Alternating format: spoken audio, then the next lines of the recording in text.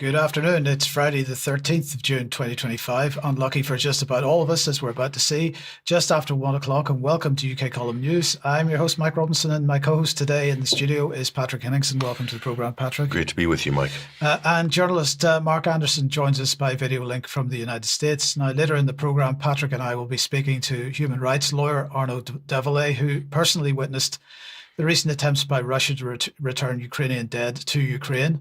And Mark will be bringing us the latest on the Bilderberg conference taking place as we speak, as well as a related organisation many people haven't heard of, and that's the Ditchley Foundation. But we're obviously going to begin today's programme with Israel's attack on Iran overnight. Israel claimed it was targeting Islamic Revolutionary Guard targets in Tehran and then much wider, including the Natanz nuclear enrichment plant. Apparently, they've also been targeting civilian nuclear facilities as well. Now, according to the Times of Israel, it's believed that the chief of Iran's military and senior nuclear scientists were eliminated, as the term is used, in the IDF's opening strikes. Iran has so far confirmed at least 6 of its nuclear scientists were killed, including Faridun Abbasi, the former head of the Atomic Energy Organization of Iran. Now, Donald Trump took to Truth Social to justify the attack and to warn Iran to come to the table. And in his post, Trump said he gave Iran chance after chance, but that, quotes, no matter how hard they tried, no matter how close they got, they just couldn't get it done.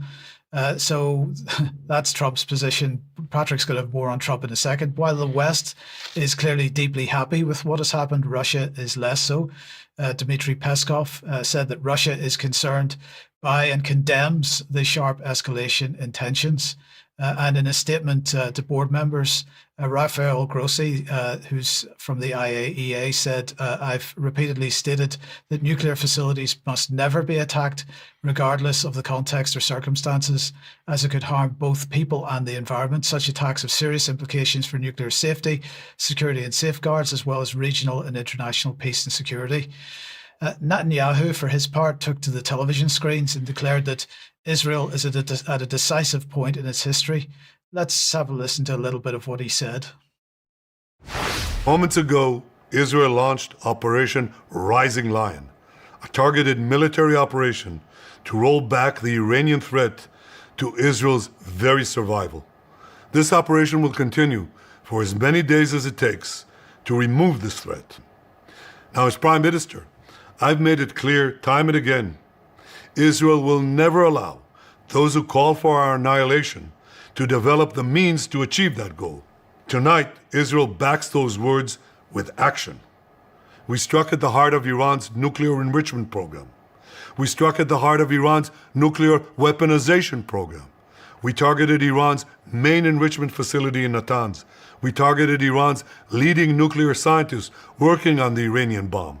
We also struck at the heart of Iran's ballistic missile program. Now, of course, there was no evidence forthcoming for an actual bomb, but nonetheless, what's clear there is it's not over yet. There's much more to come in the coming days. The Netanyahu regime is dying for Iran to strike back, and while Iran has apparently launched a drone strike so far, Israeli Defense Minister Katz is clearly hoping for much more in preparation.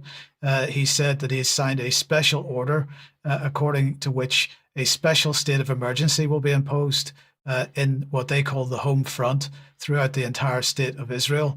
Well, the IDF's home front commands Tzvika Tesler warned that in the coming few hours, quotes, we could experience a significant attack from the east. These could include heavy missiles and so on. We're going to give far-reaching warnings, he said, and they said that the Home Front Command had announced immediate changes to guidelines prohibiting all educational activities, all gatherings and attendance at workplaces, with the exception of essential sectors. So just like the COVID lockdown, they said the public is required to follow the guidelines published on the official Home Front Command channel. Now, Netanyahu went on in his speech to explain the objective of the operation, which is regime change. This is what he had to say. Yet in defending ourselves, we also defend others. We defend our Arab neighbors. They too have suffered from Iran's campaign of chaos and carnage. Our actions against Iran's proxy Hezbollah led to the establishment of a new government in Lebanon and the collapse of Assad's murderous regime in Syria. The peoples of those two countries now have a chance for a different future, a better future. So too do the brave people of Iran, and I have a message for them. Our fight is not with you. Our fight is with the brutal dictatorship that has oppressed you for 46 years. I believe that the day of your liberation is near. So regime change, absolutely. But look, he justified his actions by ramping up the fear rhetoric. Nuclear terrorism is the threat which the world faces, and that's pretty ironic since the West and Israel seem to me to be the real nuclear terrorists at this point. But here's what he had to say. I want to assure the civilized world, we will not let the world's most dangerous regime get the world's most dangerous weapons. And Iran plans to give those weapons, nuclear weapons, to its terrorist proxies. That would make the nightmare of nuclear terrorism all too real. The increasing range of Iran's ballistic missiles would bring that nuclear nightmare to the cities of Europe and eventually to America. So eventually to America, the Americans must be shaking. Oh, yeah. We're going to start a war over here to save you in America. So everything he said was a lie in each one of those clips. He's talking about the civilized world, and he's saying Iran's the world's most dangerous regime. He is in the International Criminal Court indictment for crimes against humanity. His country is in the International Courts of Justice for genocide. Israel is, if you want to go by the book, legally, Israel is the world's most dangerous and uncivilized nation right now in the world. That's not me saying it. Those are the legal scholars. And finally, on Netanyahu's statement, he cited the lessons of the Second World War, invoking the Holocaust, which remains the justification for every appalling action of the Israeli regime, it seems. But he went further, also invoking the Bible in what at first glance might look like him directly addressing the Christian world. Let's have a listen. After that war, the Jewish people and the Jewish state vowed, never again. Well, never again is now. Today, Israel has shown that we have learned the lessons of history. When enemies vow to destroy you, believe them. When enemies build weapons of mass death, stop them. As the Bible teaches us, when someone comes to kill you, rise and act first. This is exactly what Israel has done today. We have risen like lions to defend ourselves.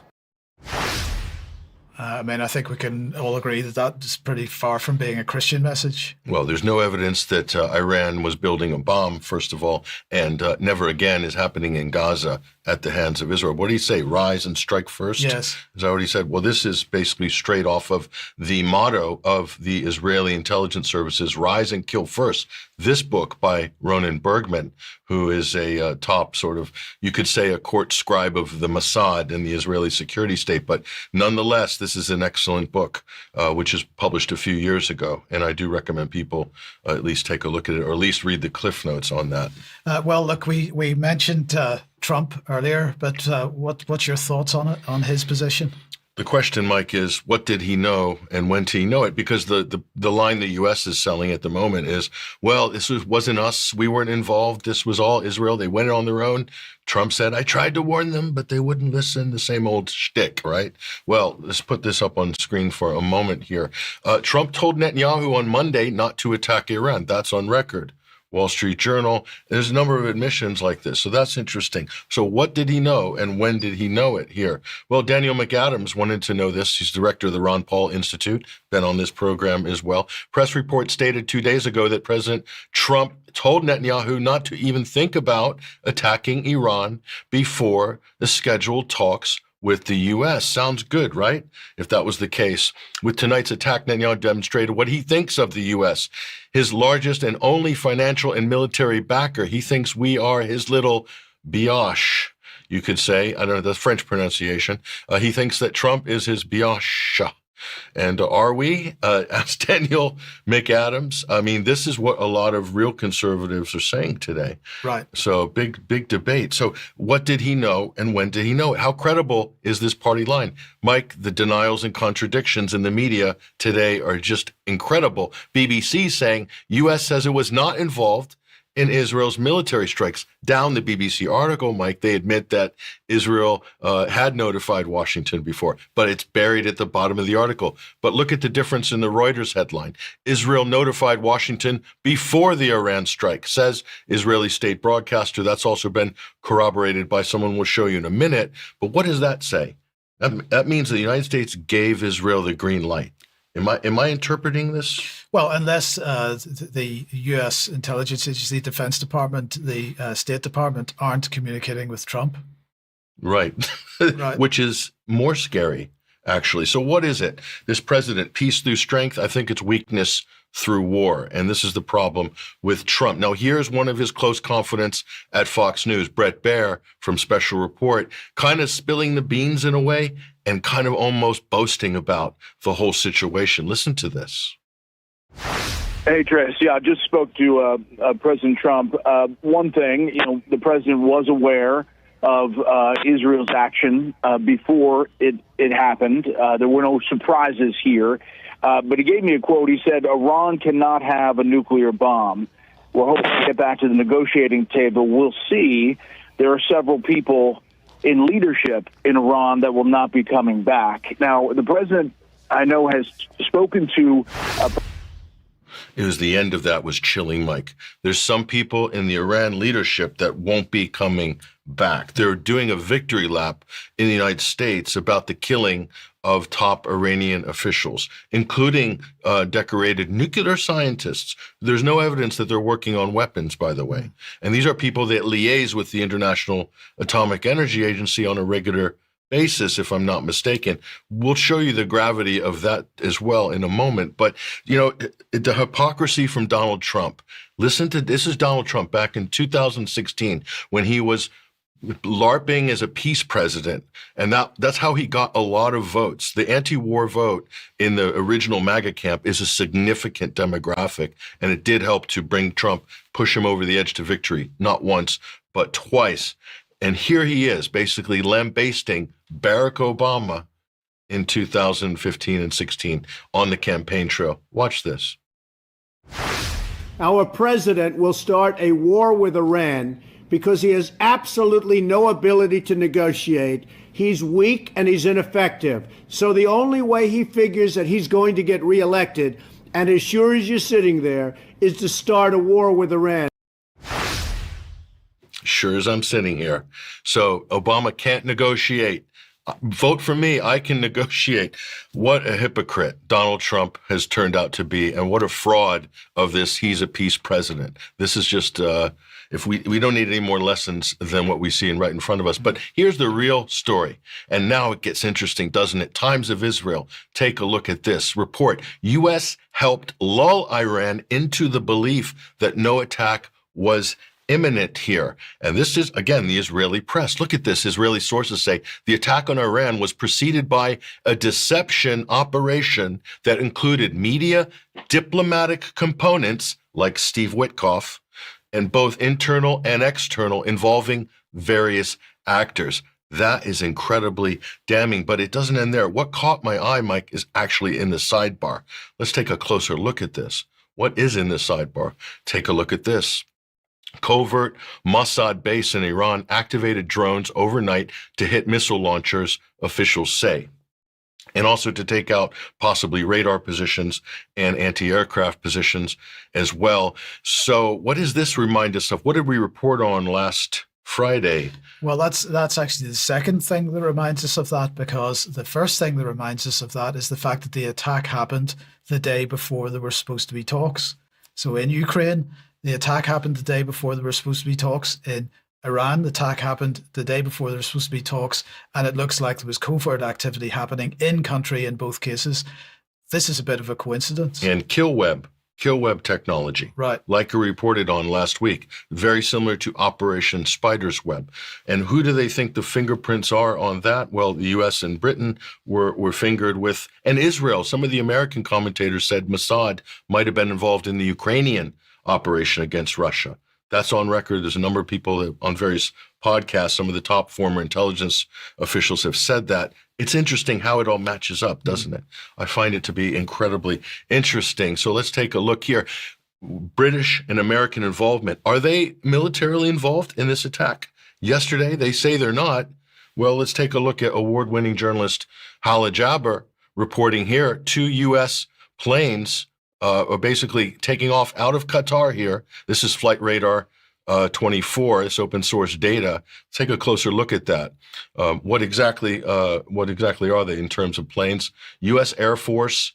So these would be collecting data, surveillance, possibly radar data, possibly relaying it to the Israelis. I would think that they would be. I don't think they would be passive on this operation. So does this count as being involved? If that's the case, that's the United States. What about Britain? Probably the same, I would guess. Well, she actually gave us some data on that too. Royal Air Force, same place, out of Qatar, same base. There they are. And there's the plane details there. And again, this is open source data, which she did a very nice job of collating for us. So much appreciated. Great work, as usual, by Hala Jabber, Mike. So there's so many things that have just set up this event and teed it up. Even shades of Iraq, the whole WMD lies that we were sold in advance of the Iraq war, that Iraq was, inches away from a nuclear weapon. We're seeing the same things here. Right. With the International Atomic Energy Agency. Well, let's talk about the International Atomic Energy Agency then, because their board of governors, behind closed doors, has voted in favor of a resolution declaring Iran in breach of its non-proliferation obligations. To quote them, they say the board finds that Iran's many failures to uphold its obligations since 2019 to provide the agency with full and timely cooperation regarding undeclared nuclear material and activities at multiple undeclared locations in Iran constitutes non-compliance with its obligations under the Safeguards Agreement with the agency. Now, this is what Reuters is reporting the resolution is saying. The vote, according to Reuters, was 19-4, 11 abstentions and 3 votes against. And the 3 votes against were Russia, China and Burkina Faso. Now, this, Patrick, to me is fascinating because we know that the Organization for Prohibition of Chemical Weapons has been completely co-opted by Western regimes to promote Western narratives, as highlighted in Piers Robinson's series of articles on the UK Column website. And the first question that I have for you is, has the IAEA gone the same way then? It does appear, and there's actually evidence for this. University of Tehran, Mohammed Marandi, Professor Mohammed Marandi, who's actually on the JCPOA Iran nuclear deal media advisory team for the Iranian government in Vienna, he had something to say about this. There was an intelligence leak, Mike, a few days before this. Huge leak. Iran had got a hold of a bunch of material taken from Israeli intelligence somehow and have made bits of it public. And it shows how Israel co-opted the IAEA, and they released some of that information, only a bit. And this was just a few days ago. I don't believe in coincidences. Watch this. As you know, there are a huge amount of documents, and these are only bits and pieces that they are publishing for the sake of the general public, and also because of the attempt by the United States and its European partners to put pressure on Iran. The Iranians, as you know quite well, they believed from many years past that the International Atomic Energy Agency was providing the Israeli regime with information about our scientists in order for them to be able to assassinate those scientists. And they were providing all sorts of information in order to carry out sabotage as well by the Americans and the Israeli regime, because all of the operations carried out against Iran are joint operations between the Americans and the Israeli regime, and often other countries in the West or even in the region that cooperate. So So there we are. And so let's put some meat on the bones on those accusations. Just a couple of days ago, well, here it is. Take a look at this up on screen. Again, this is the Cradle, very good outlet here. Of course, this was published in a number of different outlets here. Leaked documents released by the Iranian media agency show the International Atomic Energy Agency chief Rafael Grossi has been fully coordinating with the Israelis and carrying out its directives. This is earth-shaking stuff. I mean, should he still be in charge of this organization? Well, let's take a look at that. So, yeah, that's the claim there. Those are the accusations, Mike. And you know what? We just have to go back a little bit in time, just checking the Israeli press. And what did I find? Well, I found this. Israel's prime minister at the time, Naftali Bennett, meets with the IAEA chief Grossi over Iran's nuclear activity. So meeting in private with the Israeli leadership, Israel has a nuclear weapons arsenal of 300 estimated undeclared warheads. They're meeting in secret with the International Atomic Energy Agency not to talk about Israel's nukes, but to talk about Iran's. When the U.S. intelligence agency's latest assessment says Iran does not have a nuclear bomb, and they're not developing it. So, I mean, I don't know what to say at this point, quite frankly. Right. So consider all of this, Mike. And, you know, the lessons are, should you get into negotiations with the United States? We've just given you 2 reasons why you shouldn't over the last 2 weeks. It's a completely impossible situation for countries like Iran, Russia, and China because, you know, at the end of the day, if they militarize themselves, build up a defense capability, that is presented by the West as being a threat to the West, and they are the aggressor. On the other hand, if they sit back and do nothing, they just get bombed. So, you know, what are they supposed to do? It's an impossible situation for them. You can make the argument that Iran should have acquired a nuclear weapon 10 years ago, 15 years ago, but bit the bullet back then, and when the United States was mired in Iraq, and perhaps we wouldn't be even having this conversation right now, right? Quite frankly. So here's for the Russians. Russia Day was just yesterday. Take a look at this up on screen. There he is, Marco Rubio, Secretary of State. And what did he have to say? He gave us a great message to the Russian people for Russia Day. He said the Secretary of State took the opportunity to reaffirm the United States' desire for constructive engagement with the Russian Federation to bring about a durable peace between Russia and Ukraine. It's great. And, you know, you got plaudits in the Russian press for this. Would you trust Marco Rubio? No. Not after what we've seen in the last 24 hours, and certainly not what we saw last week with the Ukrainian attack on the Russian nuclear triad, long-range bombers. So, I mean, that's the thing. This is the question. Do you trust the United States? This is the big question. We put a big fat question mark up on screen there with that. Absolutely. With that graphic. But so that's the $100 million question, Mike. Why would you get into negotiations? You know, how do you see this playing out over the next couple of days? Were we going to see a whole bunch of tit-for-tat retaliations, or is it simply just going to escalate and end up in a much broader regional conflict? That's a very good question, Mike, and we don't know. Iran could retaliate as we're talking right now on this live broadcast. It could come immediately. It could come later. We don't know for sure. What we do know is that they are capable of mounting a pretty substantial conventional missile attack, which they have done 2 times before. They didn't launch True Promise 3 in response to Israel's counterattack back in October, which they promised. So that means the door is open for Iran to launch, in their mind anyway, True Promise 3 and 4. But we'll see how badly compromised is the Iranian military hierarchy. How badly compromised are their sort of radar defense and all the other systems required to defend themselves and maybe even launch an attack? We don't know for sure. Right. We can only wait and see. The United States says they will defend Israel. So they allow Israel to attack. So where's the UN Security Council going to be on this? I mean, this is an act of war. And any country, as we said before the program, Mike, any country that's willing to target another country's nuclear reactors is willing to use nuclear weapons on another country who doesn't have nuclear weapons. That's Israel willing to do that, and they've demonstrated that. So talk about the most dangerous country in the world, Benjamin Netanyahu. I don't think so. Mark, let me welcome you to the program. If you've got any thoughts on that, let us know. Let's start there. Have you got any thoughts on what we've just presented? Well, I think just to double down on the sheer hypocrisy of Israel, which long has been known to have a nuclear arsenal, to call everyone else a nuclear threat.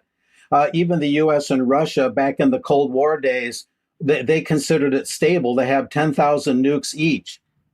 You know, there was a balance of power, and that was considered acceptable. And Iran can't even develop one. Even if they had one weapon, they would have a sovereign right to develop that. But evidently, they don't have such weapons. So I would just leave it at that. Okay, thank you, Mark. Now, of course, you're here to talk about the Bilderberg meeting, which is taking place as we speak in Stockholm, in Sweden. What are your thoughts on it? Well, the big bad Bilderberg boys are back in town. Everybody's favorite group from which wars spring. Rumors of wars, plans for wars, many allege. Of course, they're meeting in Stockholm, Sweden. It's their 71st meeting in 71 years, as I mentioned last week when I did a very brief preliminary. We do have, of course, they release it at the last minute. They're just so accommodating. We do have the list of their topics, many of which are bluntly one word, but I guess we have to go with it. Here's their detailed list: transatlantic relationship. Then we have Ukraine. Then U.S. economy. Europe is another one. Middle East. That's kind of interesting right now. Authoritarian access. Anybody that's not a globalist is an authoritarian. Defense, innovation, and resilience. Then AI, deterrence, and national security. Another one, proliferation. Then geopolitics of energy and critical minerals. And finally, depopulation and migration, 11 topics in all. And as you see that some of those are one word, you could literally drive a tank through them and not even rub on the sides. But anyway, we have a little bit of footage as I'm describing some of the participants. Thanks to Dan Dix for Press for Truth. He's quite a trooper out there. Anyway, some of the key attendees, we have Albert Bourla of Pfizer. He's becoming a fixture there at Bilderberg. Good for him. Some of the other interesting ones, there's about 140 from North America and Europe like usual. We have Christopher Donahue, the U.S. commander for the U.S. Army in Europe and Africa. We also have, of course, Matthias Döpfner of Axel Springer. He's been working with AI creators and promoters to merge and bring connections between the mass media cartel and AI. There's a lot going on there.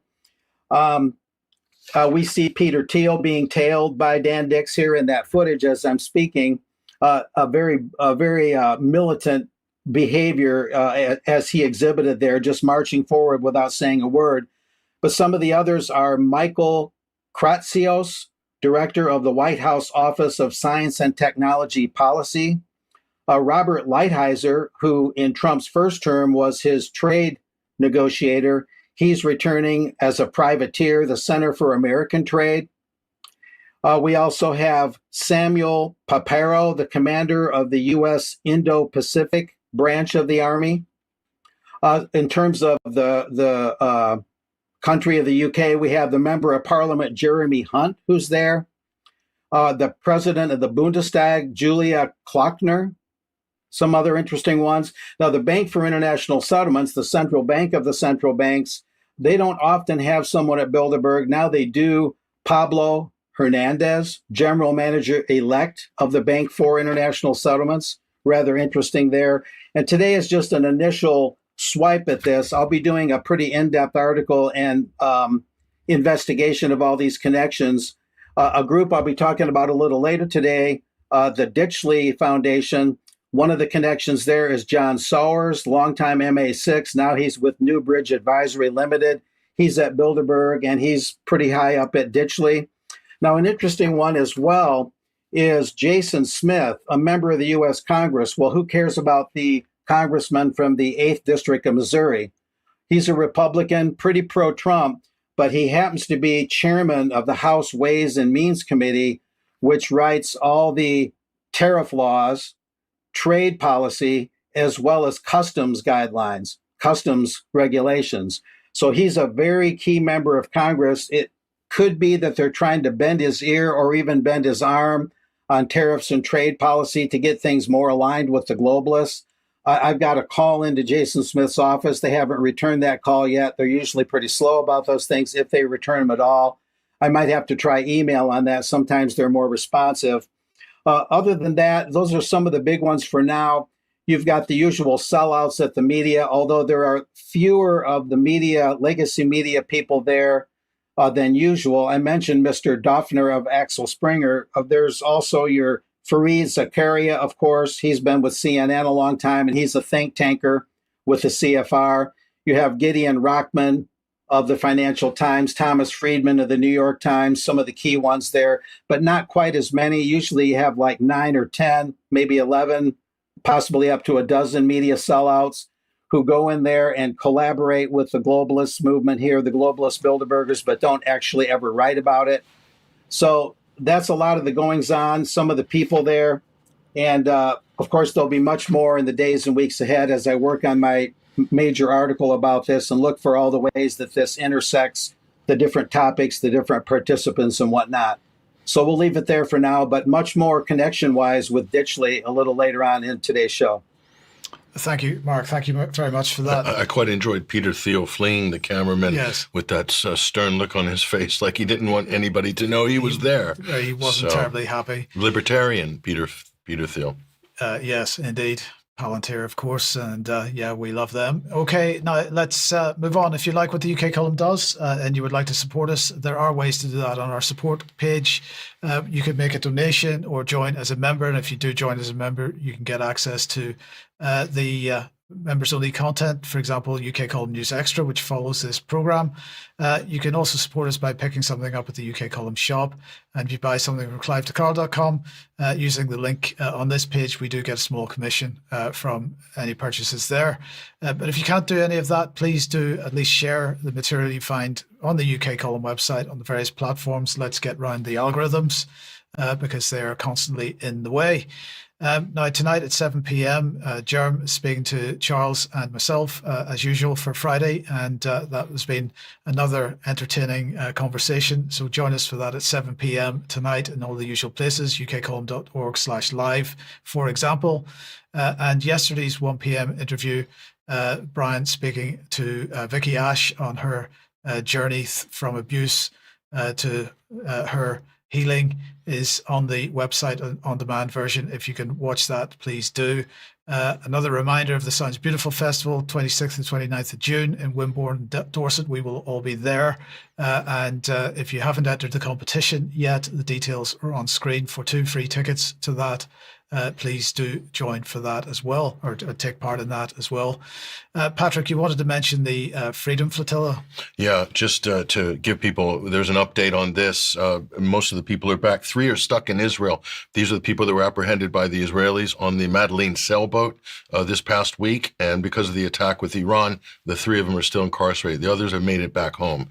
So more information, go to freedomflotilla.org, and that is their Twitter profile right up there. So all the information is there. Incredible effort by these people, and they've paid a huge price for it, but also got a lot of support for it as well. Now, we did a great interview with one of the organizers, which was yesterday, Dr. Frank Romano, to give us updates, as well as the Rima Hassan, the European MEP from France, that she was incarcerated and detained by the Israelis as well.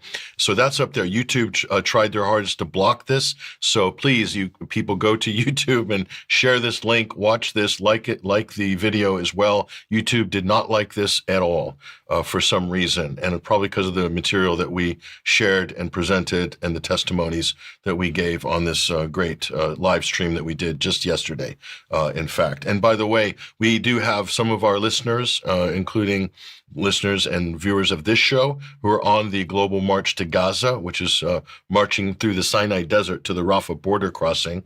One of them in particular I've been in touch with, and the Egyptian government has cracked down hard. They've deported 170, I think, European participants in this by raiding hotels.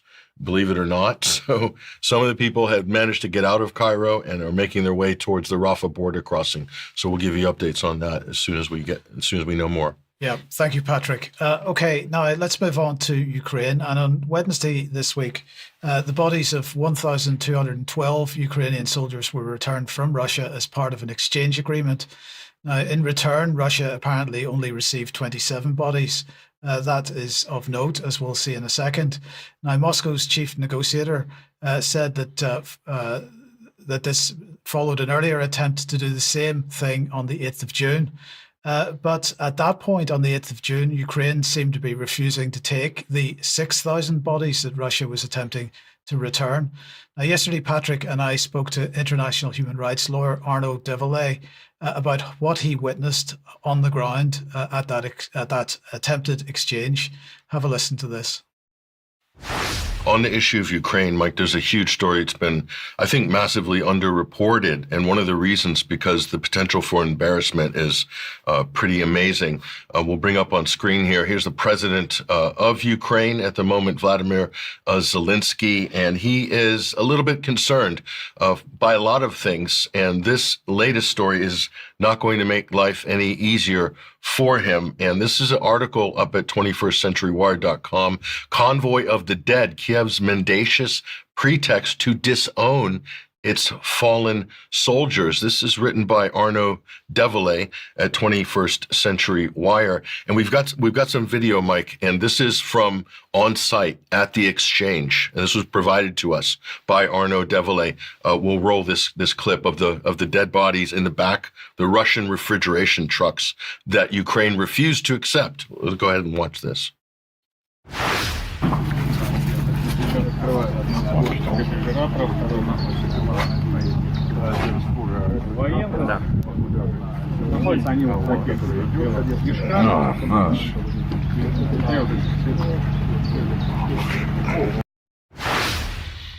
So that was at the border near in the Bryansk region there, and this up on screen. We'll bring this as well. This is a fellow here wearing a mask in front of this truck here at the body exchange site. Actually, we've got this person on the line, live on the call with us right now from the region is Arnaud de Vallée joining us. He is an international human rights lawyer, an author, and a journalist joining us on the live link right now. Arnaud, how are you?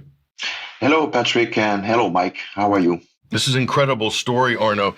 So you were at the exchange site. Just describe us the scene of what happened, and then let's put this into context. Apparently, we're told, you can correct us if we have any of the details wrong, but Russia had 6,000 Ukrainian soldiers, that it was dead soldiers in an exchange, which is part of the Istanbul agreement. This is an important thing to kickstart peace negotiations. And for some reason, the Ukrainian government, Zelensky, didn't want to know. Budanov, I think the head of intelligence, said, "Oh, we'll take it sometime next week, but we're not sure." Can you explain to us what went on here? Go ahead, Arnaud. Yes, well, it all started, as you mentioned, in the renewal of negotiations, quote unquote, negotiation in Istanbul. Why do I say quote unquote? Well, because the Ukrainian delegation is de facto not allowed to negotiate anything per presidential decree bearing on territories, NATO membership, the size of the army, post-war Ukraine, not to mention any issue related to Russian language as recognized by the Ukrainian constitution, by the minority ethnic Russians in Ukraine. The only thing they were allowed to discuss with the Russians, and one can surmise that this was a nod to Donald Trump, just to make sure that Donald Trump would not be miffed by a complete lack of cooperation from the Ukrainians, was to discuss the issue of swapping prisoners of wars. And so up to that point, everything looks pretty dandy, to the extent, there are specific lists of prisoners. When it got dicey for Kiev is when Russia as a sign of good faith and unilaterally offered to give back to Ukraine upward to 6,000 of its fallen soldiers. This was somewhat of a shock to the Ukrainians. Why was it a shock? For the simple reason that, by and large, the crews, the people who are in the battlefield, trying to dodge drones and or artillery shells in order to recover the bodies, are Russian soldiers. The Ukrainians do not retrieve their bodies. So this was actually a shock, and I guess the number must have been also overwhelming. And so the delegation, or Kiev by extension, basically stonewalled the Russians. But the silence basically implied that they were not opposed to it. And so on that basis, the Russians decided to basically bring along to the border upward to 6,000 soldiers. So the 4 trucks that you see, if you have the pictures, contained about 1,200 of those 6,000 fallen Ukrainian soldiers. The remaining being stored in a refrigerated train nearby. And so the Russian side essentially informed their Ukrainian counterpart that they would be really ready to proceed with the transfer. This was last Sunday. And so we were somewhat put under notice by the Russian Ministry of Defense to get ourselves in the Bryansk region so we could document the transfer of fallen soldiers to Ukraine. And incidentally, also the retrieval by Russia of its own fallen soldiers, an aspect that I will touch on later on. And by the time we got there, essentially nothing happened, and it was dead silence. And so the officer in charge of the transfer essentially attempted to get the Ukrainians to commit to some kind of promise to come and retrieve their fallen. And basically it was met with complete silence. And obviously after a while, we understood what the configuration was to be like. And so we left, not without, of course, filming some of the corpses, which you have to understand for some of them, if not most of them, are extremely damaged. They've been left sometimes days at a time in the kind of no man's land between the two armies, exposed to weather conditions, exposed to rodents, exposed to stray raging dogs. They have been by and large extremely damaged, and it took the Russian, all the latest, most advanced forensic technology to identify some of those people. And so, to the extent there was only 1,200, as a first batch of 1,200, those were people that were listed, the names, the ranks, and were provided to the Ukrainians. So there was no, attempted attempt. This was no attempt to somehow trap or embarrass the Ukrainians. But the idea was also to basically provide, in accordance with the Geneva Convention, a proper, Russians would say, Christian burials to those people, and to bring closure to the families. And so, to the extent this did not happen the way it should have happened, was somewhat of a shock. But one has to understand that the Ukrainians obviously were surprised by the offer of the Russians, not least of which because of the sheer size of the batch, and also because this implied that per Ukrainian law they would have to provide compensation, financial compensation to the families. And it turns out that the monies that were allocated to the Ukrainian authorities, often by their Western curators, was dilapidated and disappeared in the pockets of the very people who were supposed to be putting it aside for such events. So this is the central reason, and of course, last but not least, the potential for civil strife in Ukraine, to the extent that people would realize that despite what Volodymyr Zelensky has been stating, i.e., that Ukraine suffered a mere 47,000 losses, this was a figure that he put forward back in December 2024.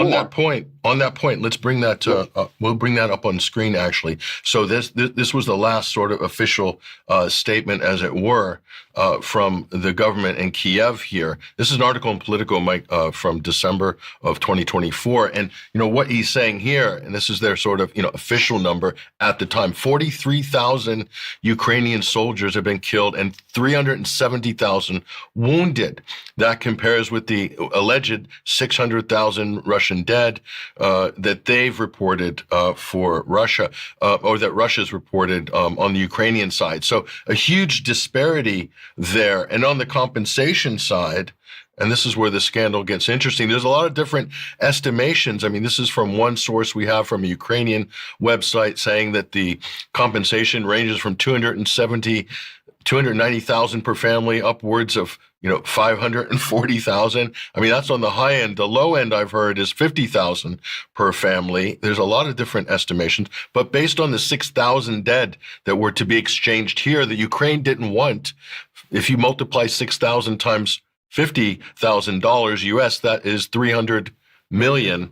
And so a huge disparity there in terms of budgets. And what you said, Arnaud, and we'll come back to Arnaud on this. But so the bottom line, Arnaud, is there's an incentive here not to report the fallen. There's a financial incentive, A, because the money's gone, and B, they just wouldn't want to pay it out anyway. So they made this promise to sell the war, to sell conscription, to sell participation in this fight, and the families generally would accept it if they knew there was a huge compensation payout at the end.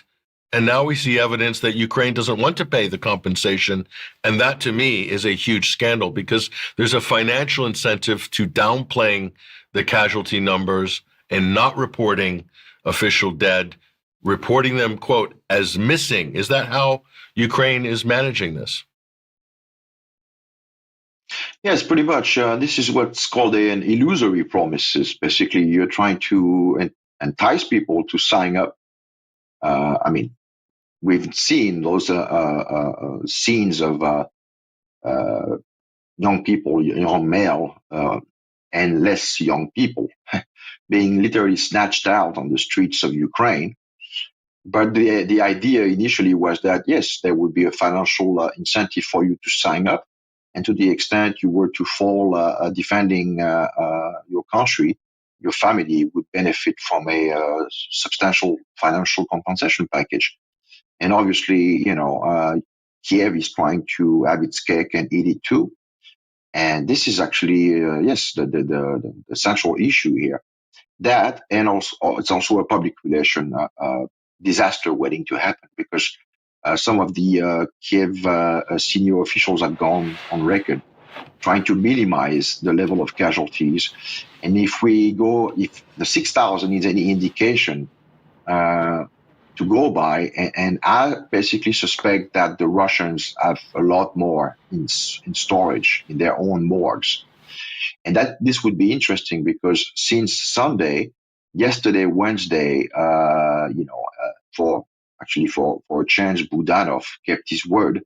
They actually retrieved their dead, and they provided the Russian with 27 of their fallen. So you've got a ratio of 1:45, essentially. 27 Russian bodies versus 1,212 Ukrainian bodies. That's a snapshot of this conflict at the current time, at the T moment. and it does not look remotely consistent with what Kiev has been saying all along. So this is, to me, this is a bomb waiting to explode. Some people, military historians and or observers of various conflicts, have often pointed out to key battles as the turning point of the war. I personally think this could be the dam that once it's cracked open would basically put Kiev into such a defensive against the wall position that this could really make everything unravel for the Kiev regime. Arno, a question for me on this. You were talking about potentially 45-1 in terms of casualty numbers. What I was interested to see if you had any insight on is that because actually that's representative of what's happening on the battlefield, or is it the case that actually the Russians are being much more careful about how they handle the injured and the dead on the of Ukrainians than the Ukrainians are of Russians? Is it perhaps the Ukrainians, is it part of it at least, that the Ukrainians are treating the dead with disrespect?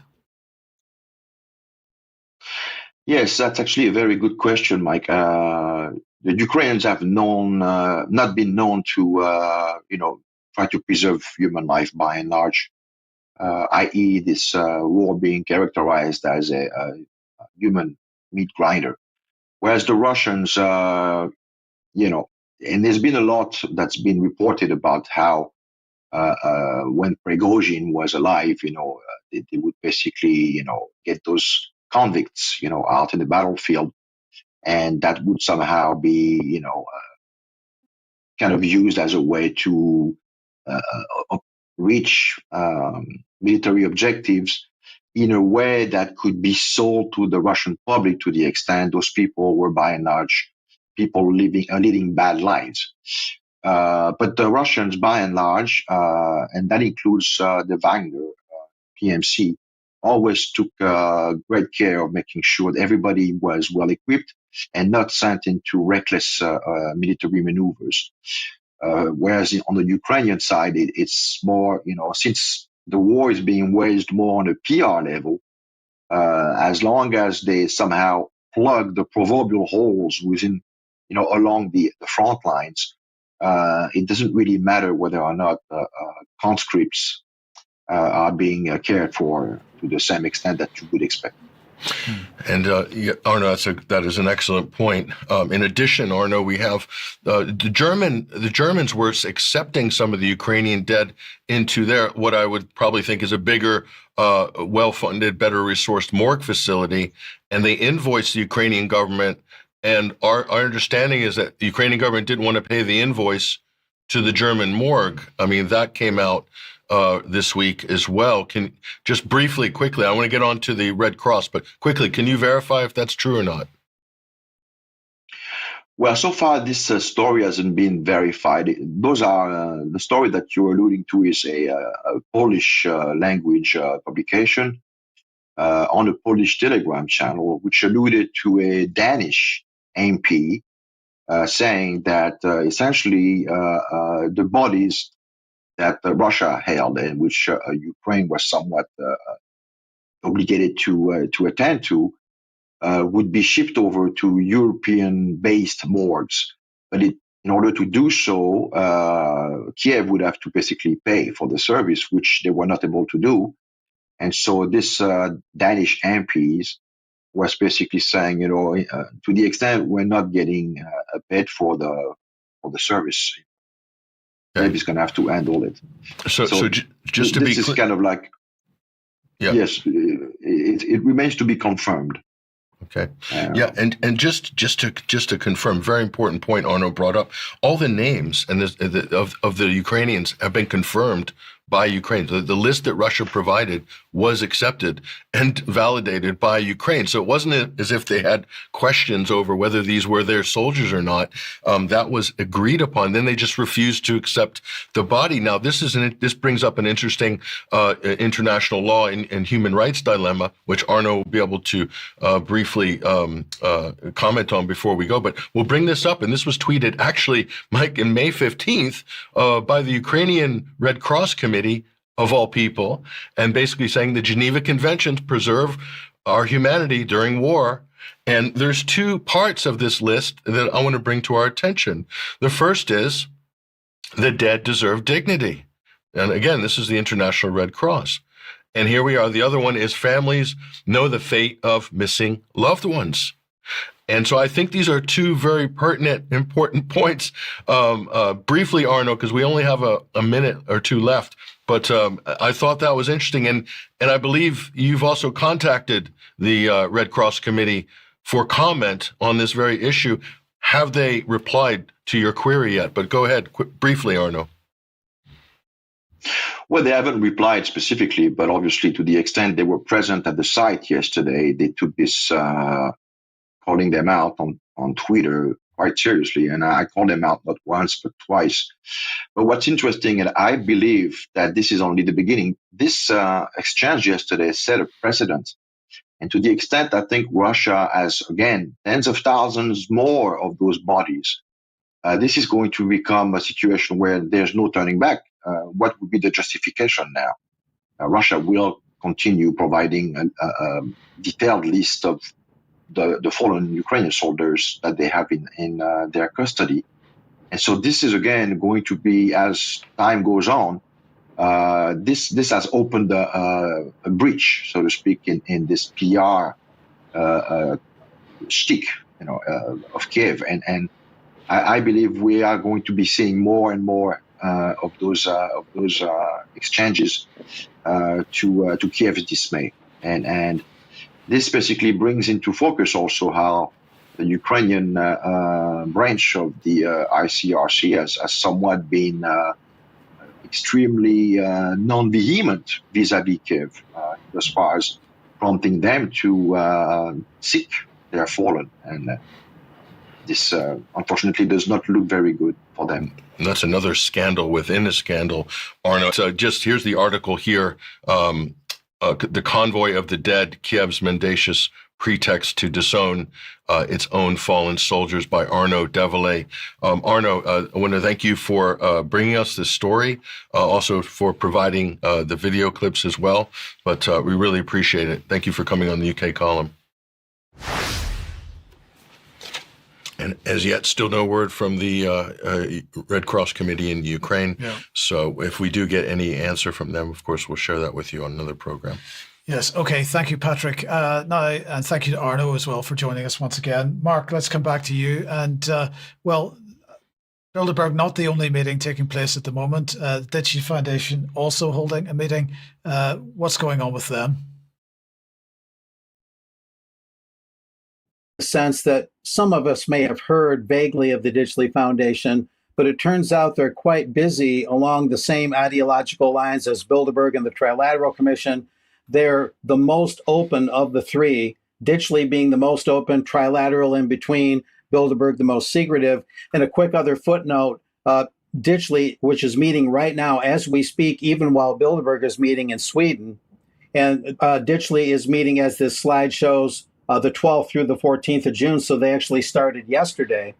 And their topic is renewing democracy, how to strengthen democratic resilience and outcompete authoritarianism in Europe. So another noted aspect of Ditchley is they're a one-topic shop. Every time they meet is just one topic, as opposed to the multiple topics of those other two groups. And another quick footnote is there's an American Ditchley Foundation founded in 1964. The original in the UK founded 1958, only 4 years after Bilderberg, and the Canadian Ditchley Foundation 1981. Now, there's a couple slides here that show their upcoming topics, because Ditchley, it turns out, meets 6, maybe 7 times a year. In September, the next topic is Indo-Pacific strategy, deterrence in its diplomatic and economic context. In October, energy security and climate action. Get this, making climate action politically deliverable. So they are absolute religious believers in the common climate change narrative. They've got to make it fit. They've got to force fit this thing. A couple other programs this coming November. How can Europe pay for and organize the defense it needs? A lot can be drawn from that. And this coming December, just like they did a year ago, the role of the new fourth estate in renewing democracy. And what's interesting there, and this is one of the highlights, is besides trying to make the climate change thing work no matter what, these guys at Ditchley, many familiar faces, some not so familiar, they believe that the legacy media must be salvaged. It must be revived, resuscitated, whatever they can do, restored. There's no room for actual real free press, real news alternatives. They're going to move heaven and earth. Maybe it's philanthropic funding, maybe it's not. They're looking at all the different models to try and salvage and resuscitate the slowly dying legacy media. So that's high in their agenda. In fact, and we can show the next slide, another thing different about Ditchley is they pretty much, unless otherwise announced, they meet at the same place, and that's the Ditchley Park Estate in Oxfordshire. Not exactly a falling down shanty there that they meet in. Some very, very amazing grounds are around that home. Anyway, looking ahead on that media note, and they put a lot of emphasis on media. This next slide, in fact, fits into that narrative. As I mentioned, this coming December is just like last December, and here's what they did last December: the role of the fourth estate in democracies. How should the news and information ecosystem evolve to develop resilience and meet audience needs in a turbulent political, technological, and commercial landscape? And that was last December. And then this past February was Great British Growth. How do we take the UK's economy forward in a period of geopolitical competition? And I'll have some links in the show notes where people can read more in depth. Because one thing about Ditchley is that they report much more after the fact in detail than Bilderberg would ever think about, and a little bit more than Trilateral. But one major announcement before we finish up, just some very brief miscellaneous things, is Ditchley is planning to run an expanded media program in the near future with generous support from the MacArthur Foundation, a very noted supporter of public television in the U.S. This will be framed around 4 anchor events planned to take place at Ditchley, London, also in New York, and at Ditchley Park, and in Germany. And so they're really expanding on solidifying and expanding their support for the dominant media to keep their interests and their profits and their plans into place. They don't want any actual independent voices out there. And just to wind this up, the director who shows up in pretty much all the listings, the overall director of the Ditchley Foundation, is a rather familiar face, James Arroyo, previous director for data at the British Foreign and Commonwealth Office. And we'll move on from there and just go through some miscellaneous things. Casimir Yost was one Bilderberg connection from Bilderberg to Ditchley. He's one of 32 of Ditchley's American branch members. He was one of the 6 ever honorary American Secretary Generals at Bilderberg. And he's also, of course, very active at Ditchley. But Bilderberg abandoned that position. There are no more honorary American Secretary Generals there. Then we also have within Ditchley's organization, we have the Council of Management. Members include BBC reporter James Landale in the Council of Management, Robert Wills, an apparent descendant of the founders of Ditchley, Glasgow Foundation President Marjorie N. Glasgow. So they have 11 members, and that group, the Council of Management, is going to meet in July, I believe July 16th. Some other conflicts of interest and curiosities. This is Stephen Erlinger, the chief diplomatic correspondent in Europe for the New York Times. He's actually a member of the Ditchley Foundation Governors.